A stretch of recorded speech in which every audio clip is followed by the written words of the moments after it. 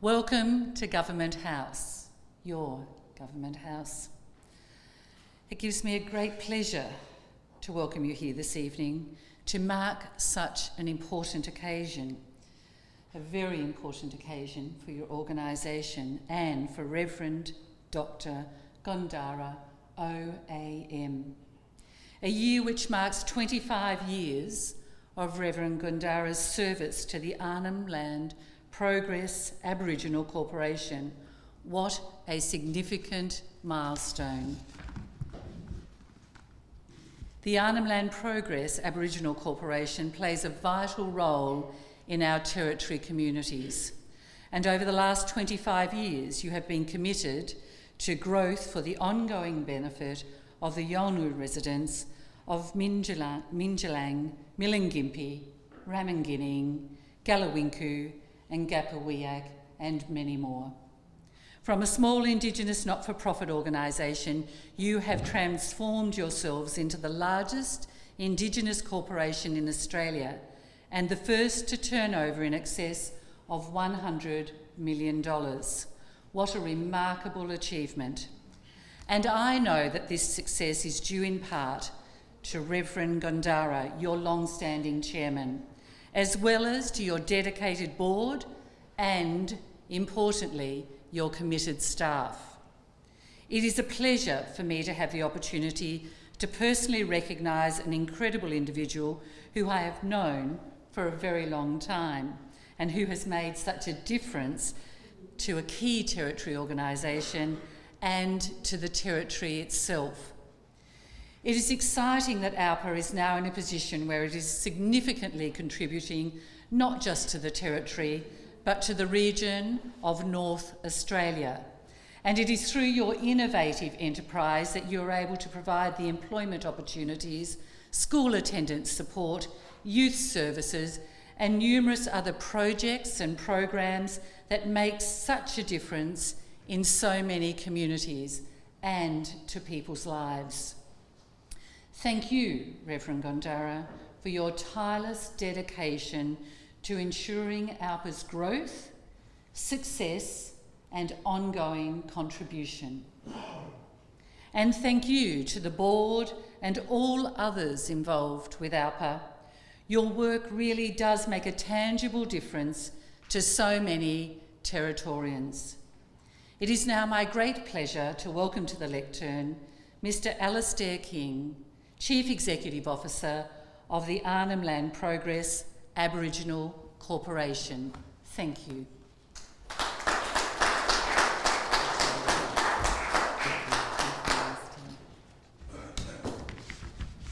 Oops. Her Honour, the Administrator, the Honourable Vicki O'Halloran and Mr. O'Halloran, Board of Directors, ladies and gentlemen, good evening. I would like to extend our sincere gratitude to Her Honour and Mr. O'Halloran for hosting us at Government House this evening to recognise the 25-year commitment of our Chairman, Reverend Dr. Djinyini Gondarra, OAM. I would like also to offer our thanks to the Government House team and my EA, Jessica White, for their efforts to make this evening possible. Also a special thank you to everyone here who has travelled so far to attend. We at ALPA mustn't be too selfish and acknowledge that our chairman has contributed to so many organisations at a leadership level for the benefit of Yolngu. Aboriginal Resource Development Service, Yirrkala Business Enterprises and the Uniting Church of Australia, to name just a few. The chairman was elected to his position at the AGM of ALPA in 1993.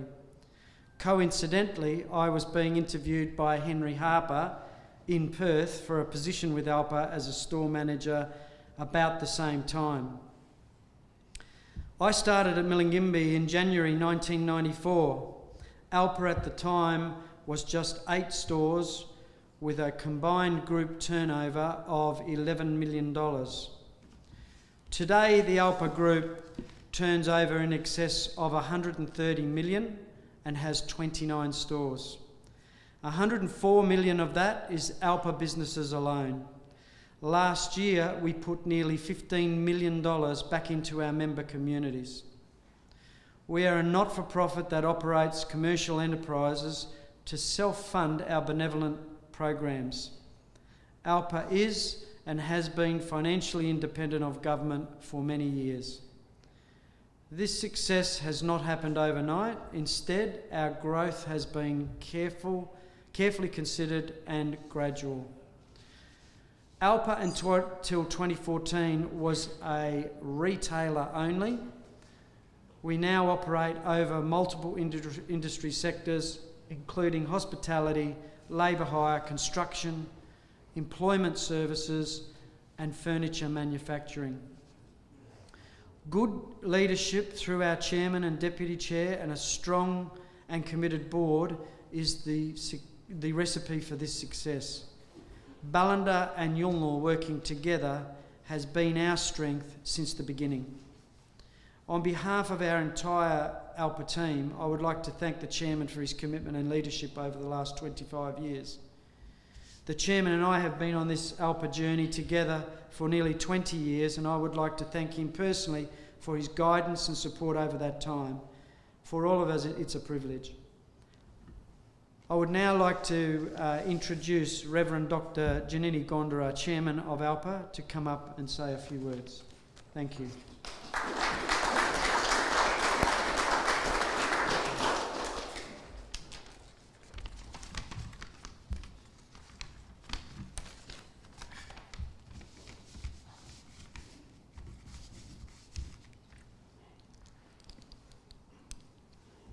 Her Honour, the Honourable Vicki O'Halloran and Mr. O'Halloran. Distinguished visitors, or guests, family, ALPA directors, my workers, colleagues, and friends. I am humbled, honoured by this occasion. Thank you. I was born in 1945, a foot in two different worlds. My family were traditional Yolngu, also part of Melngimbi Methodist Mission. I am a product of this early mission era. The survival and the growth of these early missions was depend on traditional Yolngu expertise. Yolngu rapidly learned a new skill to become builders, gardeners, mechanics, nurses, and teachers. We're still maintaining traditional culture practices, most importantly, trade networks that expanded during the era of the Mangaistans, contrasting strongly with the dependency that is growing today. The missions were net exporters, selling fish and other product to Darwin, male timber, contract labor, bricks, cattle, was also a trade between the mission. I joined with my father, who was a mission boat captain carrying these goods. I trained as an fitter in Turner before joining a ministry with the holistic approach to the well-being of my people. As the first Yolngu moderator of the Northern Synod of the Uniting Church in Australia, executive officer of the IIDS, and member of the World Council of Churches in Geneva. I had many opportunities to grow my skills and understand the importance of strategic structures, approaches to community empowerment. In 1993, I became the chairperson of ALPA, and it was an exciting position. as I had been watching ALPA practice, what I preach, who decides?